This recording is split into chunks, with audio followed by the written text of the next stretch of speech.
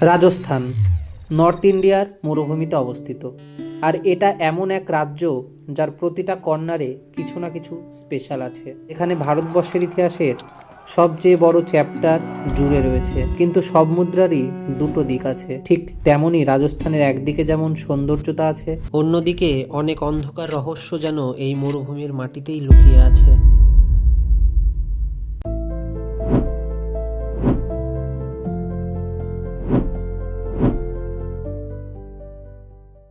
যখন আমরা রাজস্থানের ব্যাপারে শুনি তখন অবভিয়াসলি সবার প্রথমে আমাদের মনে চিন্তা আসে মরুভূমির বুকে সোনালী সূর্যাস্ত, রাজকীয় মহল, ফেস্টিভ্যালস, তাদের বিলাভড ফক সংস এবং লোকনৃত্য।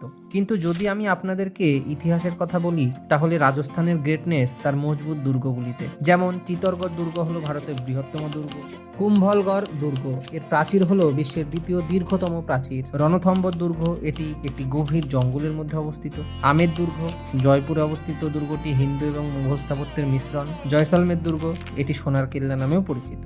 এই সব স্থাপত্যগুলি রাজপুতদের গর্বময় ইতিহাসকে বর্ণনা করে।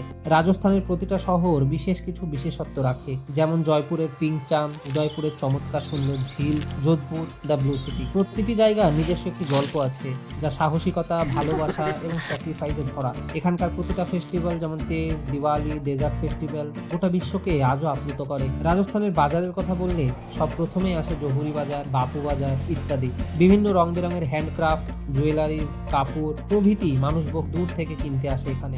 রাজস্থানের কথা হচ্ছে, আর এটা কি সম্ভব যে এখানে আসবে না রঙিন পাগড়ি, ঘুঙুর, সরোদ আর কামাইচার স্যুট, ডাল বাটি চুরমা, খেওয়ার, কচুরির নাম।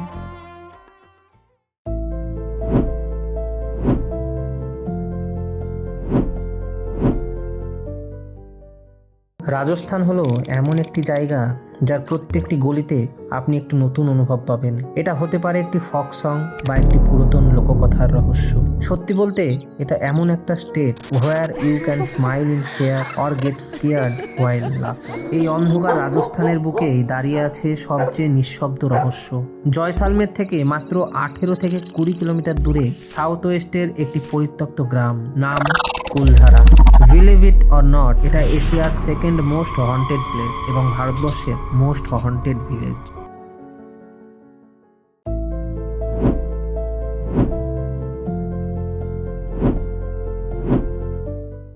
অ্যাকর্ডিং টু এএসআই এই গ্রামটি 13th সেঞ্চুরিতে তৈরি হয়েছিল। গ্রামে বসবাস করতে আসা প্রথম মানুষটির নাম ছিল খাদান, যে একজন পালিওয়াল ব্রাহ্মণ ছিলেন। পালি থেকে মাইগ্রেট করা এবং কুলধারায় এসে বসবাসকারী লোকজনদের পালিওয়াল ব্রাহ্মণ বলা হতো। মেডিয়াভেল এরাতে জয়সালমীর থেকে 350 কিমি দূরে অবস্থিত মারোয়ারের পালি নামক ভূমিতে 1000-এর বেশি ব্রাহ্মণ পরিবার বসবাস করত। এরা প্রকৃতপক্ষে ছিল গৌড়ীয় ব্রাহ্মণের বংশধর। পালিওয়াল ব্রাহ্মণরা ব্যবসা করত এবং একটি বড় অঞ্চল জুড়ে তাদের ব্যবসা বাণিজ্য ছড়িয়ে রেখেছিল, তাই তারা ছিল অত্যন্ত ধনী। এরা রাজাদের সব থেকে বেশি ট্যাক্স দিত। 1268 সালে রাঠোর রাজা রাওসিহা নিজের সাম্রাজ্য মারোয়ার পর্যন্ত ছড়িয়ে ফেলেছিল। পালোয়ালদের মধ্যে ধন সম্পত্তি, সম্মান, খাদ্য কোনো কিছুরই কোনোদিন অভাব ছিল না। কিন্তু সেই সময় পশ্চিম থেকে হামলা করতে থাকা মুসলিম লুটেরাদের আক্রমণের আশঙ্কা সর্বদাই লেগে থাকতো। তাই পালিওয়াল ব্রাহ্মণরা রাওসিয়াকে রিকোয়েস্ট করেন তাদের সুরক্ষা প্রদান করার জন্য। রাওসিয়া তাদের রক্ষার প্রতিশ্রুতি দেয় এবং যখন যখন পালিওয়াল ব্রাহ্মণদের ওপর কোনো বিপদ আসে তখন তিনি পালিওয়াল ব্রাহ্মণদের রক্ষার জন্য যুদ্ধ করেন। কিন্তু 1273 সালে রাওসিহা একটি যুদ্ধ করার সময় বীরগতি প্রাপ্ত হন। এরপর পালিওয়াল ব্রাহ্মণ সমেত পুরো মারোয়ারের ওপর মুসলিম লুটেরাদের আক্রমণের ভয়ঙ্কর ছায়া নেমে আসে। মুসলিম লুটেরারা লুটপাট শুরু করে এবং পালিওয়াল ব্রাহ্মণদের ধর্মবিশ্বাসে আঘাত দেওয়ার জন্য গ্রামের পুকুরে, যেখান থেকে ব্রাহ্মণরা জল খেত, সেখানে একটি গাই গরুকে মেরে ফেলে দেয়। পালিওয়াল ব্রাহ্মণরা লুটেরাদের বিরুদ্ধে যুদ্ধ ঘোষণা করে, কিন্তু তারা হেরে যায় এবং অনেক পালিওয়াল ব্রাহ্মণ সেই যুদ্ধে মারা যায়। যারা জীবন্ত ছিল তাদের পালি ছেড়ে দিতে বাধ্য করা হয়। পালি ছেড়ে ব্রাহ্মণেরা রাজস্থানের বিভিন্ন প্রান্তে ছড়িয়ে পড়ে। এর মধ্যে কিছু পালিওয়াল ব্রাহ্মণ জয়সালমীর পৌঁছায়। তখন জয়সালমীরের মহারাবল জয়সালমীর থেকে 18-20 কিমি দূরে একটি জমি দান করেন, যেখানে ব্রাহ্মণরা শান্তিতে জীবনযাপন করতে পারে।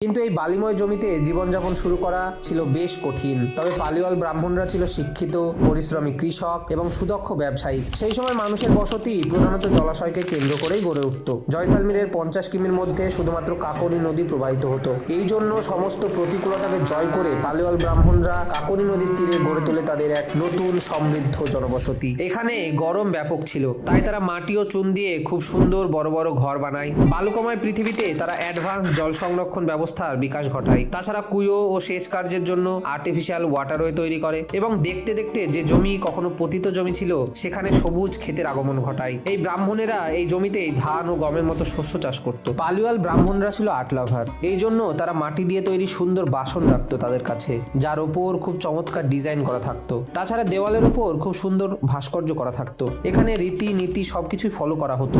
আর হোলি, দিওয়ালির মতো উৎসবের সময় গ্রামের প্রতিটি গলি এবং ঘর রং এবং আলোকসজ্জায় সাজিয়ে রাখা হতো। এই বিউটিফুল অ্যান্ড ওয়েল স্ট্রাকচার তৈরি করা গ্রামের নামই তারা তখন দেয় কুলধারা। এই ব্রাহ্মণেরা শুধু কুলধারা নয়, তার আশেপাশে আরো 83টি গ্রাম গড়ে তোলে সেই সময়। রক্ত ও ঘাম এক করে ব্রাহ্মণেরা পালির মতোই সমৃদ্ধির দিকে এগোতে থাকে। কুলধারার বাসিন্দাদের এই সাকসেসের সব থেকে বড় কারণ হলো সিল্ক রুটের মাধ্যমে হতে থাকা ব্যবসা বাণিজ্য। সেই সময়ে বর্তমান সময়ের ভারত, পাকিস্তান, চীন, ইরান এবং সেন্ট্রাল এশিয়ার মধ্যে যে ব্যবসা চলতো তাতে পালিওয়াল ব্রাহ্মণদের অবদান ছিল অনেক। Species, gold, James, horse's, ivory আরো অনেক মূল্যবান পণ্যদ্রব্য এই ওল্ড সিল্ক রুটের মাধ্যমে আদান প্রদানে পালিওয়াল ব্রাহ্মণরা সর্বদাই সক্রিয় ছিল। এই ট্রেড কুলধারাকে এত সম্পত্তি প্রদান করে যে তারা খুব অল্প সময়েই ধনী হয়ে ওঠে। পালিওয়াল ব্রাহ্মণদের বেশভূষা সাধারণ হলেও তাদের সিন্ধুকে পড়ে থাকতো সোনা, চাঁদি, মুক্ত এবং তাদের ক্ষেত সবসময় শস্যতে ভরে থাকতো। প্রায় 500 বছর পর্যন্ত তারা এইভাবেই সুখ ও শান্তিতে জীবনযাপন করতে থাকে।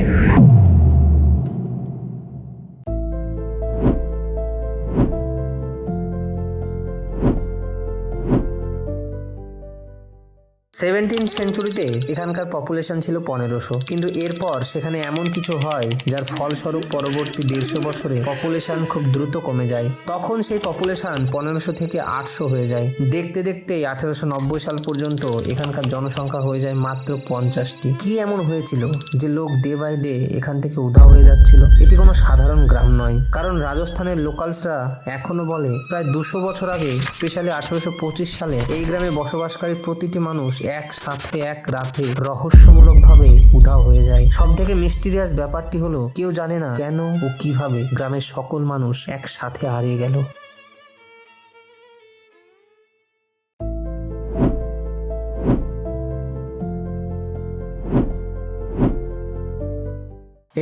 সেঞ্চুরিতে একজন অত্যাচারী শাসক যার নাম ছিল সালিম সিং কুলধারার শাসনভার গ্রহণ করেন। এই সালিম সিং ছিল তখনকার সময়ে জয়সালমেরের রয়্যাল ফ্যামিলির দিওয়ান অর্থাৎ প্রাইম মিনিস্টার। সালিম সিং নেচারের দিক থেকে একজন অপ্রেসিভ অর্থাৎ দমনমূলক ও রুথলেস অর্থাৎ নিষ্ঠুর মানুষ ছিলেন। সালিম সিং এর শাসন ব্যবস্থা এতটাই কঠোর এবং অমানবিক ছিল যে তৎকালীন সময়ে কুলধারার বাসিন্দারা তাকে জালিম সিং বলে ডাকত।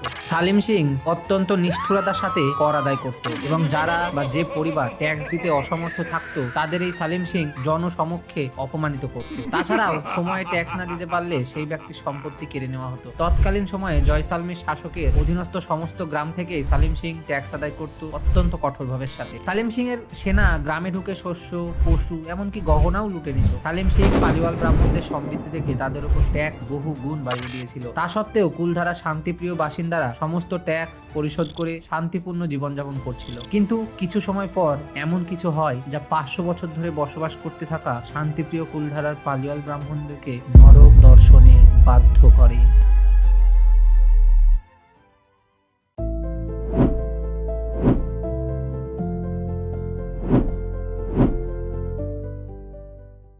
একদিন সালিম সিং কুলধারায় এসে তার সৈনিকদের সাথে গ্রামবাসীদের কাছ থেকে ট্যাক্স আদায় করছিল। তখন তার নজর যায় পালিওয়াল ব্রাহ্মণের এক সুন্দরী কন্যার দিকে। সালিম সিং সবার সামনে ঘোষণা করে, এই মেয়েটি আমার খুব পছন্দ, তাই আমি একেই বিয়ে করব। শর্ত ছিল স্পষ্ট, বিয়ে না হলে পুরো গ্রাম সে আগুন দিয়ে পুড়িয়ে ধ্বংস করে দেবে। পালিওয়ালরা জানতো এই বিয়ে মানেই ধর্ম, সমাজ আর আত্মসম্মানের শেষ। গ্রামের সবাই একত্রিত হয় এবং তারা এক ভয়ঙ্কর সিদ্ধান্ত নেয়। এক রাতে কুলধারা সহ আশেপাশের 80টিরও বেশি গ্রাম পুরো খালি হয়ে যায়। পরবর্তী পরবর্তী সময় যখন সালিম সিং সেই গ্রামে আসে তখন দেখে যে গ্রাম পুরো ফাঁকা। সালিম সিং নির্দেশ দেয় যে পুরো গ্রাম আগুন লাগিয়ে দিতে, যাতে কেউ যদি কোথাও লুকিয়ে থাকে তবে সে যেন পুড়ে যায়। কিন্তু এতে সালিম সিং এর কোনো লাভ হয়নি, কারণ পরবর্তী সময়ে কোনো লাশ সেই গ্রামে পাওয়া যায়নি। তবে একটি কথা এখনো লোকমুখে ব্যাপকভাবে প্রচলিত, যে গ্রামবাসীরা নাকি গ্রাম ছাড়ার আগে দিয়ে যায় এক অভিশাপ। এই ভূমিতে আর কোনো মানুষ কখনো শান্তিতে বসবাস করতে পারবে না, আর যদি কোনো মানুষ পরবর্তী সময় এখানে বসবাস করার চেষ্টা করে তবে তার মৃত্যু হবে এক অজ্ঞাত রূপে। আর সত্যিই তো,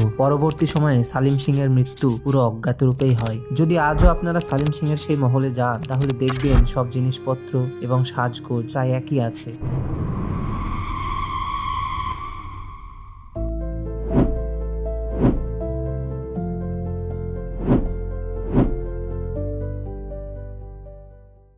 দু সালে আর্কিওলজিস্ট এবি রয় কারেন্ট সায়েন্স নামে একটি আর্টিকেলে লেখে, যেখানে তিনি বলেন কুলধারার পালিওয়াল ব্রাহ্মণরা জানতো যে তারা এই গ্রামটিতে বাস করছে। সেই গ্রামটি একটি ভূমিকম্প বলয়ে অবস্থিত, যেখানে নিশ্চিত রূপে প্রবল মাত্রায় ভূমিকম্প আসতে পারে এবং তাদের প্রাণহানিও ঘটতে পারে। এজন্য তারা সেখান থেকে অন্য স্থানে মাইগ্রেট করাটাকেই যুক্তিসম্মত বলে মনে করেন। যদি আপনি আজ কুলধারায় গিয়ে দেখেন তাহলে দেখতে পাবেন ভাঙাচুরা ও ফাটল ধরা বাড়িঘর, যা এখানে প্রায়শই ভূমিকম্প হওয়ার ঘটনার প্রমাণ দেয়। এই কারণে আজ পর্যন্ত সরকারি উদ্যোগে সেখানে কিছু গড়ে ওঠেনি এবং কিছুর পরিবর্তনও হয়নি। তাই বর্তমানে এই কুলধারা গ্রামটি আর্কিওলজিক্যাল টুরিস্ট ডেস্টিনেশন হিসেবে ব্যবহৃত হয়। আবার অতিরিক্ত জলকষ্ট কুলধারার বাসিন্দাদের সাডেন ডিসঅ্যাপিয়ারিং হওয়ার একটি প্রধান কারণ।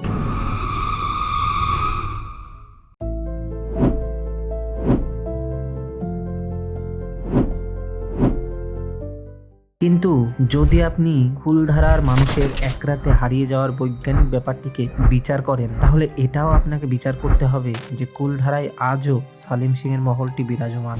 আজও সেখানকার বাড়িঘর, পড়ে থাকা বাসনপত্র ও আসবাবপত্র 200 বছর আগের কুলধারার ইতিহাসকে যেন চিৎকার করে বলার চেষ্টা করছে। তাছাড়া সেই সময় কুলধারায় যারা বাস করত তাদের আইডেন্টিটি কুলধারায় বসবাস করা পর্যন্ত থাকলেও পরবর্তীতে কেন তা শনাক্তকরণ একদমই সম্ভব হয়নি। তাহলে তারা ঠিক কোথায় গেল? তাহলে কি সত্যি তারা কুলধারার নির্মম ইতিহাসের কোনো এক অদেখা পাতায় না জানা ইতিহাস হয়ে থেকে গেল? কেন আজও সূর্যাস্তের পর এখানে থাকা সরকারিভাবে নিষিদ্ধ? কেন মনে হয় যে সবাই যেন একই রাতে উঠে গেছে?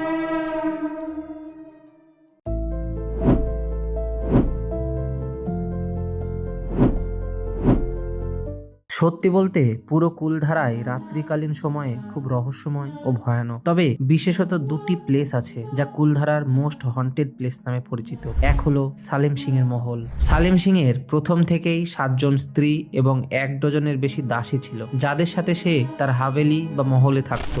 বলা হয় অনেক মেয়েই তার নিষ্ঠুরতা সহ্য করতে না পেরে তার মহলেই নাকি আত্মহত্যা করেছিল। তাই সালিম সিং এর মহল এতটা হন্টেড। দ্বিতীয় হলো কুলধারার মন্দির। এই মন্দিরটি সালিম সিং এর মহলের কাছে অবস্থিত।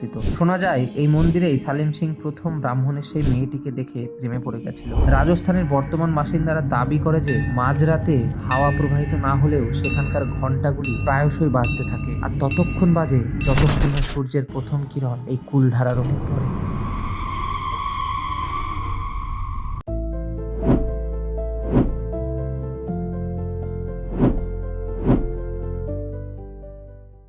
2010 সালে ভারতবর্ষের সব থেকে বড় প্যারানর্মাল ইনভেস্টিগেটর গৌরব তিওয়ারি তার পুরো টিমের সাথে এক রাত কুলধারায় অতিবাহিত করে। সন্ধ্যের পর থেকেই তারা অনুভব করে বিভিন্ন অদ্ভুত ঘটনা, যেমন অজ্ঞাত ব্যক্তির পায়ের শব্দ, বিভিন্ন সময়ে ছায়ামূর্তি দেখতে পাওয়া, ছোট শিশুর হাসির শব্দ শুনতে পাওয়া, একজন অজ্ঞাত মহিলার কান্না, এক অদ্ভুত প্রেজেন্স, কারা যেন পেছন থেকে তাদেরকে দেখছে এবং তাদের গায়ে স্পর্শ করছে। যদিও দিনের বেলায় তারা দেখেছিল এই গ্রামে বাড়ির ধ্বংসস্তূপ ছাড়া আর কিছুই ছিল না। এমনকি প্যারানর্মাল টুলস যা তারা গ্রামের বিভিন্ন প্রান্তে সেট করেছিল সেগুলিও কিছু সময় অন্তর অন্তর প্যারানর্মাল ইনসিডেন্টের সিগন্যাল দিচ্ছিল। গৌরব তিওয়ারি পরবর্তী সময়ে বলেছিলেন এই গ্রামে অন্তত 30 থেকে 40টি স্পিরিট রয়েছে। গৌরব তিওয়ারি পুরো একটি রাত এই গ্রামে কাটিয়েছিল এবং পরবর্তী সময়ে গৌরব তিওয়ারির মৃত্যু এক অজ্ঞাত কারণেই হয়। আমি আপনাদের আগেই বলেছিলাম এই অজ্ঞাত মৃত্যুর কথা, যা কুলধারার অভিশাপে পরিণত ছিল। শুধু গৌরব তিওয়ারি বা তার প্যারানর্মাল ইনভেস্টিগেশন টিম নয়, আরো অনেকে অনেকেই কুলধারায় গেছেন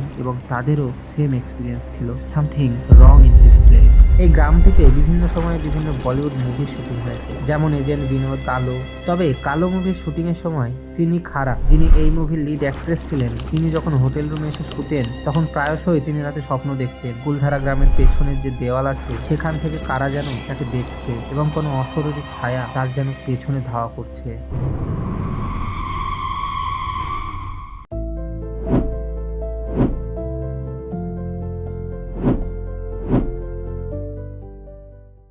আজ রাজস্থান ঝলমলে, উৎসবে ভরা, আলোয় মোড়া, কিন্তু সূর্য ডুবে গেলেই এই মরুভূমির বুকের নিচে ইতিহাস যেন আবার শ্বাস নেয়। ভাঙা দুর্গের দেয়ালে, শুকনো কুয়োর তলায় আর কুলধারার খালি ঘরে আজও কি কেউ অপেক্ষা করছে? কারণ ইতিহাস বলে মানুষ চলে যায় কিন্তু অভিশাপ থেকে যায়। প্রশ্ন শুধু একটাই, আপনি যদি আজ রাতে একা কুলধারায় দাঁড়ান, নিশ্চিত তো আপনি সেখানে সত্যি একা?